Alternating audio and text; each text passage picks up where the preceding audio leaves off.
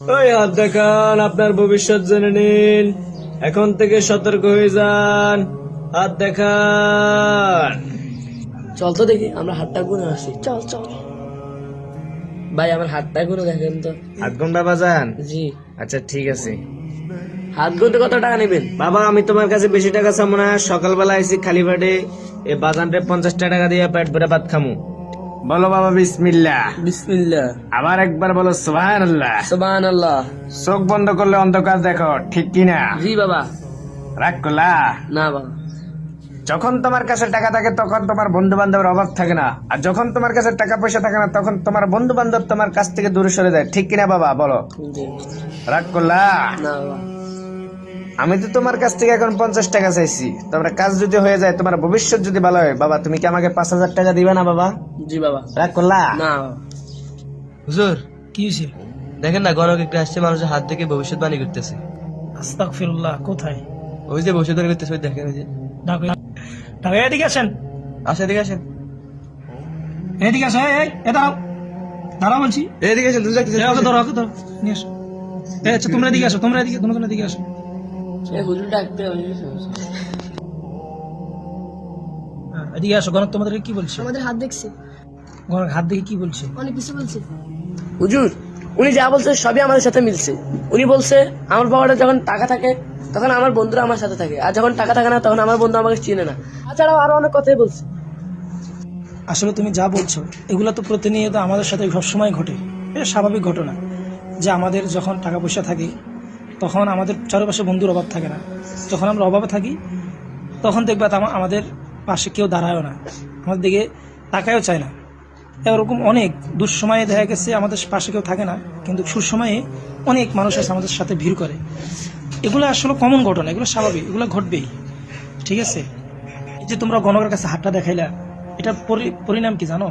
রাসূলুল্লাহ সাল্লাল্লাহু আলাইহি ওয়াসাল্লাম হাদিসে খুব কঠোরভাবে বলছেন যে যারা গণকের কাছে এমনিতে বা কৌতূহল বশতে তারা হাত দেখায় বা কিছু জানার জন্য যায় এবং সে তার কথা বিশ্বাস করে, তবুও এটি গুনাহের কাজ।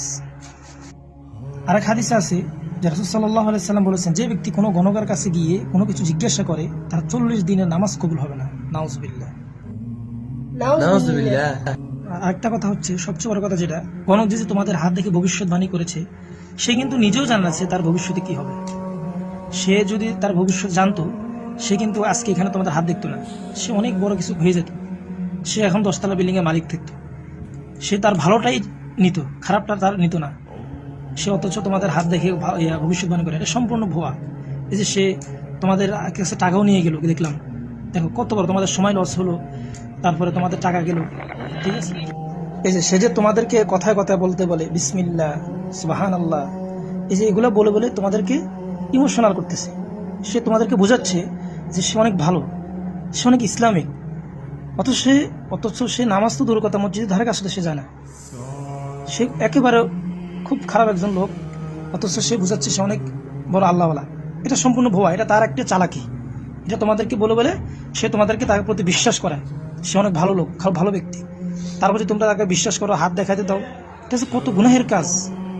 তোমরা যদি জানতা তাহলে কখনো গণের কাছে যেতে না।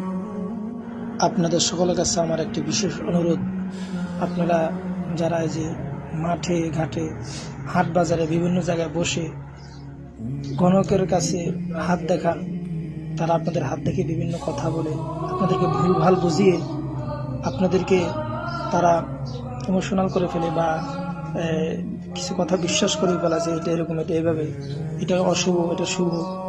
এগুলো যদি আপনারা বিশ্বাস করেন তাহলে আপনাদের ঈমান থাকবে না। হাদিসে তো স্পষ্ট আছে, আপনারা জানেন যে 40টা দিন আপনাদের ইবাদত কবুল হবে না যদি এই গণকের কথা বিশ্বাস করেন। সুতরাং আপনারা এদের কাছ থেকে সাবধানে থাকবেন এবং এদেরকে দেখে আপনারা প্রতিহত করবেন, তাদেরকে কখনো প্রশ্রয় দিবেন না। এটা একটি বড় একটি ফিতনা, কারণ একমাত্র গায়েবের খবর একমাত্র আল্লাহ জানেন। নবী রাসূলরা তারা কি জানে না, তারা কিভাবে জানে? এটি সম্পূর্ণ একটি ধোঁকা, বোকামি।